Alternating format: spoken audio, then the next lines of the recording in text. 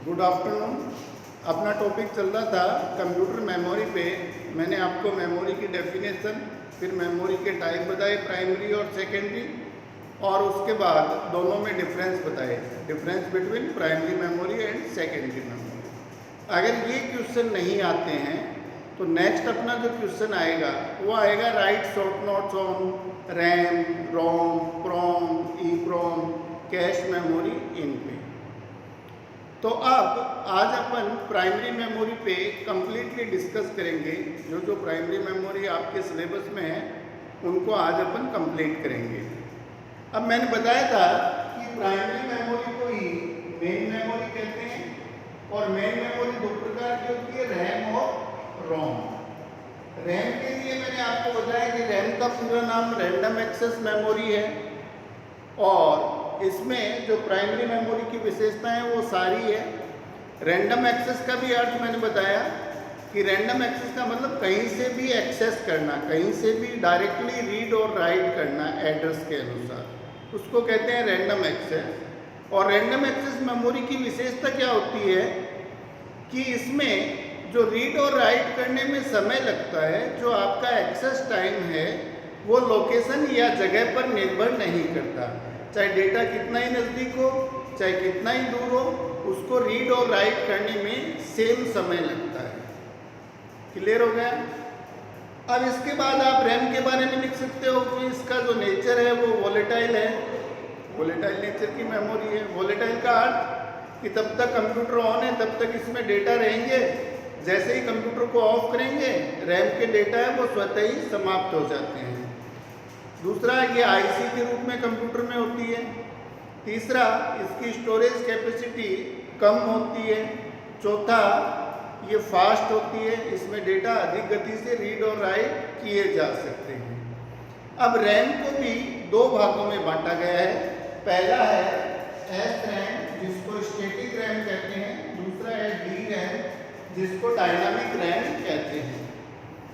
अब जो आपकी स्टैटिक रैम है ये पुराने कंप्यूटर में आती थी, और अब जो नए कंप्यूटर जितने भी आ रहे हैं उन सब में डायनामिक रैम आती है। इस पे भी क्वेश्चन आता है कई दफ़े, 2 नंबर में छोटा क्वेश्चन आता है कि डिफरेंस बिटवीन स्टैटिक रैम और डायनामिक रैम।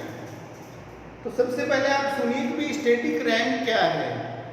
स्टैटिक रैम और रैम में कोई अंतर नहीं है। जो जो आपने रैम के लिए लिखा है वो स्टैटिक रैम के लिए भी लिख सकते हो कि स्टैटिक रैम में तब तक डेटा उपस्थित रहता है जब तक कि कंप्यूटर ऑन है। कंप्यूटर ऑफ करने के बाद स्टैटिक रैम के डेटा स्वतः ही समाप्त हो जाते हैं। लेकिन डायनामिक रैम जो अब नए कंप्यूटर में आ रही है ये थोड़ी अलग है। डायनामिक रैम में अगर आपका कंप्यूटर ऑन है तो भी कुछ सेकंड बाद डेटा अपने आप ही समाप्त होते रहते हैं, अपने आप ही डिलीट होते रहते हैं। और कुछ डेटा ऐसे होते हैं जिनकी आगे आवश्यकता होती है, तो उनको समय समय पर रिफ्रेश किया जाता है। रिफ्रेश करने का मतलब पुनर्जीवित किया जाता है। तो अब आप सोचोगे कि भाई स्टैटिक रैम में तो रिफ्रेश नहीं करना था और डायनामिक रैम में बार बार रिफ्रेश करना पड़ रहा है, तो फिर इनका यूज ही क्यों करें। इसके लिए मैं आपको समझाता हूँ कि जो पुराने कंप्यूटर थे उनमें स्टैटिक रैम आती थी, और पुराने समय में क्या था कि कंप्यूटर पे कोई व्यक्ति काम करता तो आधा घंटा, 1 घंटा, 2 घंटा इतना ही काम करता था। लेकिन आजकल सब कुछ ऑनलाइन होने के बाद कंप्यूटर अभी ऑन किया है तो कल तक बंद ही नहीं करते, लगातार 24 आवर्स, 2 दिन, 3 दिन, 5 दिन तक लगातार काम चलते हैं। अब अगर लगातार काम चल रहा है और आपने स्टैटिक रैम का यूज कर रखा है, तो जब तक कंप्यूटर ऑन है तब तक डेटा स्टैटिक रैम में रहेंगे, ये मैंने आपको बताया है। और स्टैटिक रैम की स्टोरेज कैपेसिटी काफ़ी कम होती है। तो स्टोरेज कैपेसिटी कम है और आप लगातार काम कर रहे हो, तो एक कंडीशन ऐसी आएगी कि रैम की जितनी स्टोरेज कैपेसिटी है उतने डेटा आ गए, तो आपको लगेगा कि आपका कंप्यूटर स्लो हो गया, काम करना थोड़ा धीरे कर रहा है। और उसके बाद भी आप लगातार काम करते गए तो एक कंडीशन में कंप्यूटर हैंग हो जाएगा। कंप्यूटर हैंग होना क्या होता है आपको पता है? कंप्यूटर हैंग होने का मतलब कि जो स्क्रीन पे काम है वो दिखाई देगा, न तो कीबोर्ड काम करेगा न माउस काम करेगा और कोई भी स्विच काम नहीं करेगा, तो इस कंडीशन को बोलेंगे कि कंप्यूटर हैंग हो चुका है। और उसका एकमात्र इलाज क्या है कि कंप्यूटर को रीस्टार्ट करते हैं। रीस्टार्ट करने का अर्थ क्या है कि कंप्यूटर को बंद करके पुनः ऑन करते हैं। तो रीस्टार्ट करते हैं तो स्टैटिक रैम के डेटा समाप्त हो जाएंगे, जैसे ही बंद होगा कंप्यूटर ऑफ होते ही, और वापस स्टार्ट करेंगे तो कंप्यूटर वर्किंग करना स्टार्ट कर देगा। तो अब जो नए कंप्यूटर आ रहे हैं उन सब में क्या आ रही है, डायनामिक रैम। और डायनामिक रैम की क्या विशेषता है कि अगर आपका कंप्यूटर ऑन है तो भी कुछ समय के बाद डेटा अपने आप ही समाप्त होते रहते हैं, और ऐसे डेटा जिनकी आगे आवश्यकता हो उनको टाइम टू टाइम या समय समय पर रिफ्रेश करते हैं, पुनर्जीवित करते हैं। और ये रिफ्रेश करने का कार्य कौन करता है? या तो सीपीयू के द्वारा किया जाता है, सेंट्रल प्रोसेसिंग यूनिट जो आपकी गणना करने की काम करती है सीपीयू, या तो उसके द्वारा करते हैं, या फिर डायनामिक रैम में अलग से एक रिफ्रेश सर्किट बना होता है, एक पुनर्जीवित परिपथ या रिफ्रेश सर्किट बना होता है जो समय समय पर डेटा को रिफ्रेश करता है या पुनर्जीवित करता है। अब डायनामिक रैम लगाने से क्या फायदा हुआ कि न तो आपका कंप्यूटर स्लो होगा, धीरे होगा, और न ही कंप्यूटर हैंग होगा, क्योंकि जिन डेटा की आवश्यकता नहीं है वो चले जाएंगे और जिनकी आवश्यकता है वो स्टोर रह जाएंगे। तो इस वजह से अपन डायनामिक रैम का यूज करते हैं। अब फिर से सुन लो कि अगर आपके आ जाए कि स्टैटिक रैम और डायनामिक रैम में अंतर बताइए, तो स्टैटिक रैम में तो डेटा कब तक रहते हैं? जब तक कंप्यूटर ऑन है। कंप्यूटर को ऑफ करते ही डेटा समाप्त हो जाते हैं, दोनों में सेम चीज है। लेकिन डायनामिक रैम में जो डेटा है वो अगर कंप्यूटर ऑन है तो भी कुछ सेकंड बाद अपने आप ही समाप्त हो जाते हैं। तो स्टैटिक रैम में तो तब तक रहेंगे जब तक आपका कंप्यूटर ऑन है, लेकिन डायनामिक रैम में अगर कंप्यूटर ऑन है तो भी कुछ सेकंड के बाद डेटा स्वतः ही समाप्त हो जाते हैं, और जिन डेटा की आवश्यकता होती है उनको हम रिफ्रेश करते रहते हैं। अपने को नहीं करना है, ये काम कंप्यूटर अपने आप करता है। और रिफ्रेश करने का काम कौन करता है? या तो सीपीयू करता है, या डायनामिक रैम में एक अलग से रिफ्रेश सर्किट लगा होता है जो समय समय पर डेटा को रिफ्रेश करता है। तो अब अंदर लिखेंगे तो नंबर 1 लिखेंगे कि स्टैटिक रैम में तो डेटा तब तक उपस्थित रहते हैं जब तक कि हमारा कंप्यूटर ऑन रहता है या चालू रहता है, जबकि डायनामिक रैम में कुछ सेकंड बाद डेटा स्वतः ही समाप्त हो जाते हैं। पहला अंतर हो गया। दूसरा, स्टैटिक रैम में डेटा को समय समय पर रिफ्रेश नहीं करते, पुनर्जीवित नहीं करते, जबकि डायनामिक रैम में डेटा को टाइम टू टाइम रिफ्रेश या पुनर्जीवित किया जाता है। दूसरा अंतर हो गया। तीसरा अंतर, स्टैटिक रैम है ये पुराने कंप्यूटर में यूज की जाती थी, जबकि डायनामिक रैम है ये जितने भी नए कंप्यूटर आ रहे हैं उनमें डायनामिक रैम का यूज किया जाता है। चौथा अंतर, स्टैटिक रैम फास्ट होती है, डायनामिक रैम स्लो होती है। डेटा रीड राइट करने की गति स्टैटिक रैम की ज़्यादा होती है, जबकि डायनामिक रैम की कम होती है। पांचवा अंतर, स्टैटिक रैम है ये कीमती होती है, महंगी होती है, कॉस्टली होती है, जबकि डायनामिक रैम सस्ती होती है, चीप होती है स्टैटिक रैम की तुलना में। छठा अंतर है लाइट का, विद्युत खर्च, लाइट कंजप्शन, कि भाई लाइट कौन ज़्यादा ले रहा है। तो स्टैटिक रैम में लाइट कंजप्शन या विद्युत खर्च ज़्यादा है, जबकि डायनामिक रैम में लाइट कंजप्शन या विद्युत खर्च है वो कम है। तो ये 5-6 अंतर हैं। अगर आपसे डायरेक्ट एस रैम या डी रैम पूछे तो ये 5-6 पॉइंट आप उसमें भी लिख सकते हो, और दोनों ही प्राइमरी मेमोरी है, ठीक है, और दोनों ही रैंडम एक्सेस मेमोरी है, रैम के पार्ट है। इसके बाद जो दूसरी प्राइमरी मेमोरी है उसका नाम है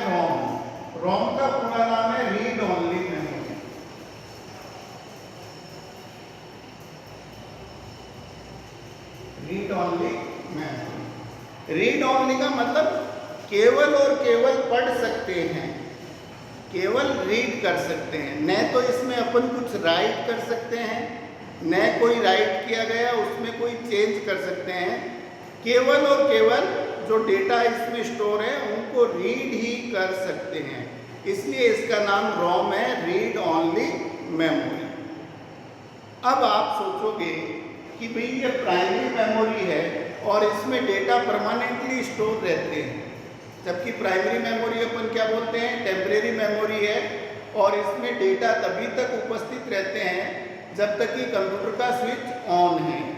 लेकिन रोम के अंदर ऐसा नहीं है। रोम में जो कंप्यूटर की निर्माता कंपनी है वो कंप्यूटर हार्डवेयर को चलाने के लिए, कंप्यूटर के विभिन्न पार्ट्स को चलाने के लिए छोटे छोटे प्रोग्राम्स डालती है।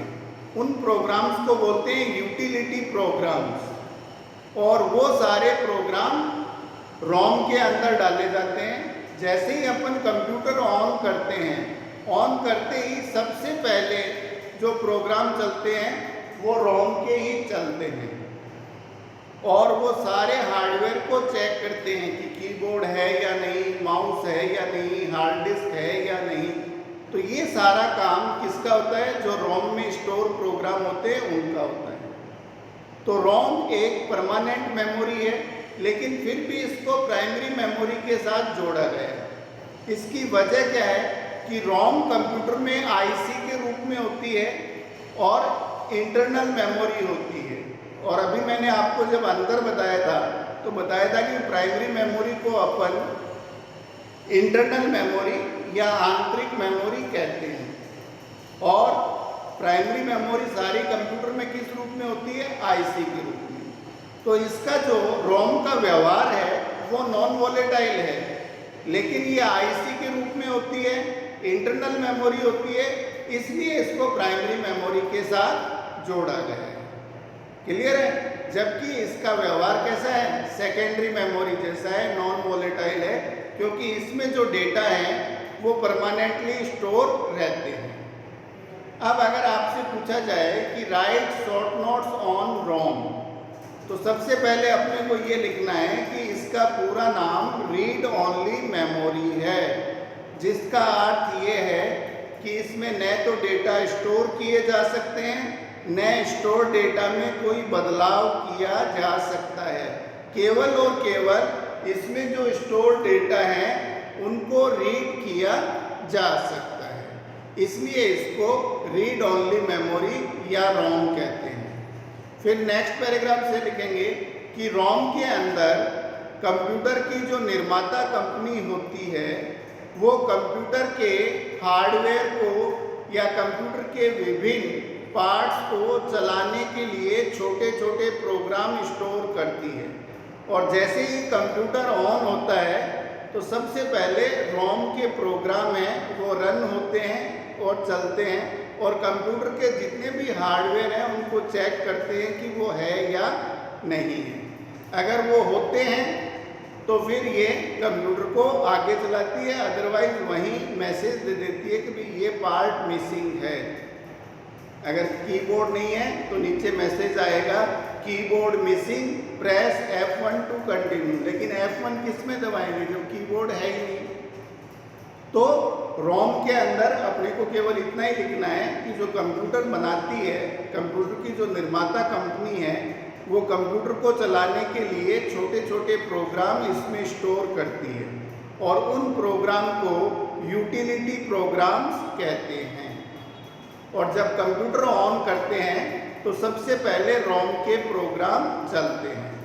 रोम का एक नाम और होता है, रोम को बायोस के नाम से भी जानते हैं, BIOS, जिसका पूरा नाम है बेसिक इनपुट आउटपुट सिस्टम, क्योंकि रोम के जो प्रोग्राम हैं वो सभी इनपुट और आउटपुट डिवाइस को चेक करते हैं कि वो है या नहीं है, इसलिए इसको बायोस के नाम से भी जानते हैं। और बायोस का पूरा नाम क्या है, बेसिक इनपुट आउटपुट सिस्टम।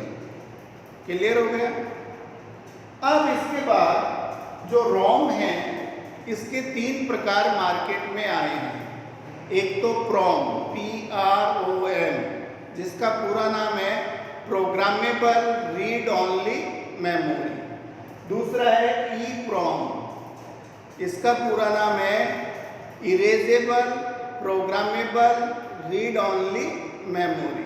और तीसरा होता है EEPROM, इसका पूरा नाम है electrical erasable programmable read only memory. तो अब ये तीनों है क्या, ये देखते हैं। देखो, अगर बाय द वे आपकी रोम खराब हो जाती थी पहले, तो अपन क्या करते थे कि पूरा का पूरा मदरबोर्ड वापस कंपनी को भेजते थे, और कंपनी क्या करती, नई रोम डाल के उसमें प्रोग्राम डाल के ठीक करके वापस देती थी।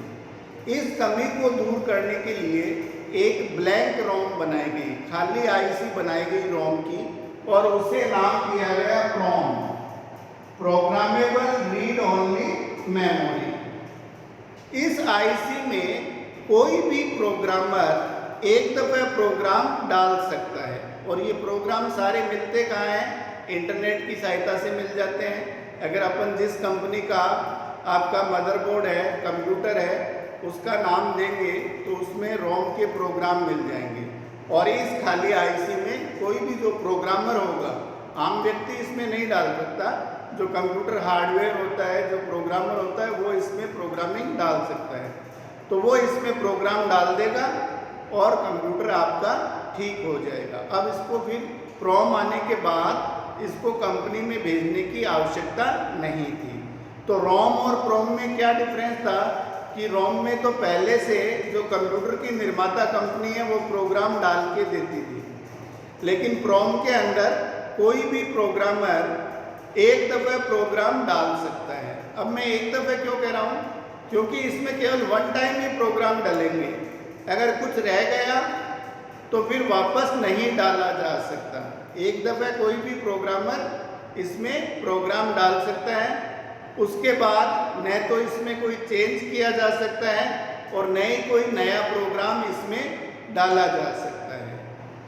तो यह हुआ क्या कि मैनुअली कोई काम होता है, मनुष्य द्वारा जब कोई काम होता है तो गलती होने की संभावना रहती है। जैसे प्रोग्रामर प्रोग्राम डाल रहा है और कोई एक प्रोग्राम रह गया या कोई गलत प्रोग्राम डल गया, तो फिर इसमें चेंज करने की कोई संभावना नहीं थी, क्योंकि ये प्रोग्रामेबल रीड ओनली मेमोरी है। एक दफ़ा प्रोग्राम कर सकते हो, उसके बाद रोम की तरह न तो इसमें कोई नया डाल सकते हैं, न कोई बदलाव कर सकते हैं। तो अगर गलती होगी तो इस आईसी को फिर फेंकना ही पड़ता था, इसमें वापस से कोई भी प्रोग्रामिंग नहीं कर सकते थे। तो ये PROM भी मार्केट में ज़्यादा नहीं चली। इसके बाद फिर एक नई आईसी बनाई गई, EEPROM, EEPROM।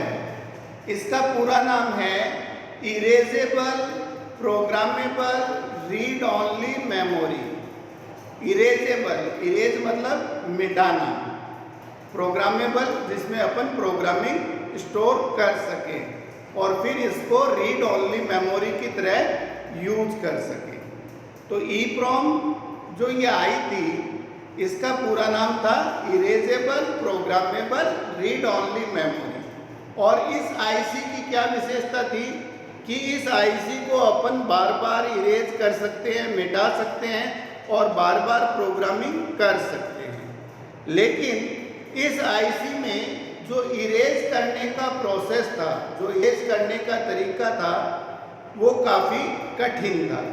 इस आईसी की बनावट इस प्रकार से होती थी, ये स्केल की तरह थी, इसके दोनों तरफ एल्यूमिनियम लैग्स थे जो हर आईसी में होते हैं, और इसके ऊपर एक कांच की पट्टी लगी थी, ऊपर एक ग्लास की पट्टी लगी थी, और इस पर जब अपन लेजर बीम डालते थे, लेजर लाइट डालते थे, तो इस आईसी में जो स्टोर डेटा थे वो इरेज हो जाते, समाप्त हो जाते, और फिर से अपन नई प्रोग्रामिंग कर सकते थे। लेकिन इरेज करने के लिए लेजर लाइट का होना आवश्यक था, और उस समय हर जगह लेजर लाइट की व्यवस्था नहीं थी। और ये कॉस्टली भी पड़ रही थी, क्योंकि रोम काफ़ी कम खराब होती है। तो लेज़र लाइट परचेज करते तो पैसा लगता था, तो इसलिए हर जगह लेज़र लाइट उपलब्ध नहीं थी। तो हर जगह उपलब्ध न होने से अपन इसको इरेज नहीं कर पा रहे थे। तो ये आईसी भी मार्केट में ज़्यादा नहीं चली। अब जितने भी कंप्यूटर आ रहे हैं उनमें जो रोम आ रही है वो आ रही है डबल ई प्रोम, EEPORM। इसका पूरा नाम है electrical erasable programmable read only memory. इस आईसी का भी सेम EEPROM की तरह ही है। इस आईसी को बार बार मिटा सकते हैं, बार बार प्रोग्रामिंग कर सकते हैं, लेकिन इसमें जो इरेज करने का, जो मिटाने का प्रोसेस है वो क्या है? Electrical erasable. लाइट के द्वारा इस आईसी को इरेज किया जाता है या मिटाया जाता है। और बिल्कुल सिंपल सा है, इस आईसी को थोड़ा सा हाई वोल्टेज देते हैं, थोड़ा सा हाई वोल्टेज देंगे तो इस आईसी के डेटा अपने आप ही समाप्त हो जाते हैं और फिर से नई प्रोग्रामिंग कर सकते हैं। और ज़्यादा वोल्टेज देने में कोई दिक्कत नहीं, ये +5 वोल्ट लेता है। जैसे ही +7 का करंट इसको दिया जाता है, ये आईसी इरेज हो जाती है और फिर से प्रोग्रामिंग कर सकते हैं। तो ये आईसी, अच्छा लाइट तो जहाँ कंप्यूटर है वहाँ लाइट भी है, तो ये आईसी सबसे ज़्यादा पॉपुलर हुई और आज जितने भी कंप्यूटर हैं उन सब में डबल EEPROM आ रही है। और डबल EEPROM का पूरा नाम क्या है? Electrical erasable programmable read only memory. और इस आईसी को थोड़ा सा हाई वोल्टेज देकर मिटा सकते हैं और वापस से प्रोग्रामिंग की जा सकती है। तो आपके क्लियर हुआ? सबसे पहले क्या था? रोम। रोम का पूरा नाम रीड ओनली मेमोरी। इस मेमोरी में जो स्टोर डेटा है उनको केवल रीड कर सकते हैं, न तो इसमें राइट कर सकते हैं, न तो कुछ लिख सकते हैं और न ही कोई चेंज किया जा सकता है। और इस आईसी में होता क्या है? कंप्यूटर की जो निर्माता कंपनी होती है वो इनपुट और आउटपुट डिवाइस को चेक करने के लिए छोटे छोटे जो प्रोग्राम होते हैं वो स्टोर करके रखती है। और जैसे ही कंप्यूटर ऑन करते हैं सबसे पहले रोम के प्रोग्राम चलते हैं और इनपुट और आउटपुट डिवाइस को चेक करते हैं। क्लियर हो गया? फिर आया प्रोम, प्रोग्रामेबल रीड ओनली मेमोरी। इसे अपन खाली रोम भी कह सकते हैं, ऐसी रोम जो ब्लैंक हो। इसमें कोई भी प्रोग्रामर एक दफ़े कंप्यूटर में वांछित प्रोग्राम है, कंप्यूटर के लिए जो यूजफुल प्रोग्राम है वो स्टोर कर सकता है, लेकिन एक दफ़े स्टोर करने के बाद रोम और प्रोम में कोई अंतर नहीं रहता। न तो फिर उन प्रोग्रामों को बदला जा सकता है और न ही कुछ नया डाला जा सकता है, और एक दफ़ा प्रोग्रामिंग कर सकते हैं, इसलिए इसका नाम है प्रोग्रामेबल रीड ओनली मेमोरी। लेकिन एक दफ़ा प्रोग्राम कर स्टोर कर दिए उसके बाद रोम और प्रोम में कोई अंतर नहीं रहता। फिर उसके बाद है EEPROM। इसका पूरा नाम है erasable programmable read only memory. इस आईसी को बार बार मिटाया जा सकता है, इरेज किया जा सकता है और बार बार प्रोग्रामिंग की जा सकती है। लेकिन इस आईसी में जो इरेज करने का, जो मिटाने का तरीका है वो लेज़र लाइट के द्वारा है, और लेज़र लाइट हर जगह उपलब्ध नहीं होती और महंगी भी रहती है, इसलिए ये आईसी नहीं चली। अब कंप्यूटर में जितनी भी रोम आ रही है वो सभी आ रही है डबल EEPROM, जिसका पूरा नाम है electrical erasable programmable read only memory. इस आईसी को भी बार बार मिटाया जा सकता है, बार बार प्रोग्रामिंग की जा सकती है, और ये ज़्यादा इसलिए चल रही है क्योंकि इसको इरेज इलेक्ट्रिक माध्यम के द्वारा किया जाता है। मैंने अभी बताया था कि थोड़ा सा हाई वोल्टेज देने पर इस आईसी में स्टोर डेटा है वो डिलीट हो जाते हैं और फिर से अपन नई प्रोग्रामिंग इसमें कर सकते हैं। तो अब जितने भी कंप्यूटर आ रहे हैं उसमें रोम के रूप में जो आईसी आ रही है वो डबल EEPROM आ रही है, जिसका पूरा नाम है electrical erasable programmable read only memory. Clear हुआ? तो ये है पूरा रोम फैमिली। रोम का दूसरा नाम बायोस। बायोस क्या होता है? Basic input output system. और इसके अंदर जो कंपनी कंप्यूटर बनाती है वो कंप्यूटर हार्डवेयर चेक करने के या कंप्यूटर को इनपुट और आउटपुट डिवाइस को चेक करने के छोटे छोटे प्रोग्राम्स इसमें डालती है।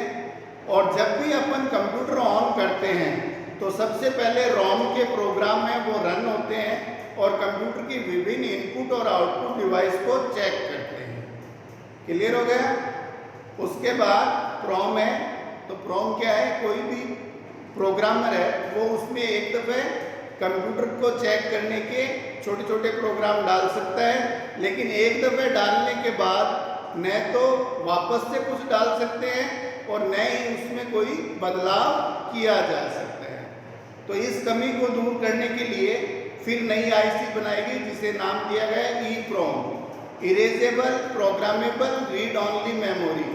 इस आईसी को बार बार इरेज कर सकते हैं और बार बार प्रोग्रामिंग कर सकते हैं, लेकिन जो इरेज करने का प्रोसेस है वो लेज़र माध्यम के द्वारा है और लेज़र माध्यम हर जगह उपलब्ध नहीं होते और महंगे होते हैं, इसलिए ये आईसी भी मार्केट में ज़्यादा नहीं चली। अब जो आईसी रोम के रूप में आ रही है वो आ रही है double EEPROM, electrical erasable programmable read only memory. इस आईसी को थोड़ा सा हाई वोल्टेज देकर मिटा सकते हैं और फिर से प्रोग्रामिंग कर सकते हैं। तो ये बिल्कुल सिंपल सा टॉपिक है और अगर आपसे इस पे डायरेक्ट क्वेश्चन आएंगे तो शॉर्ट नोट्स के रूप में ही पूछे जाएंगे।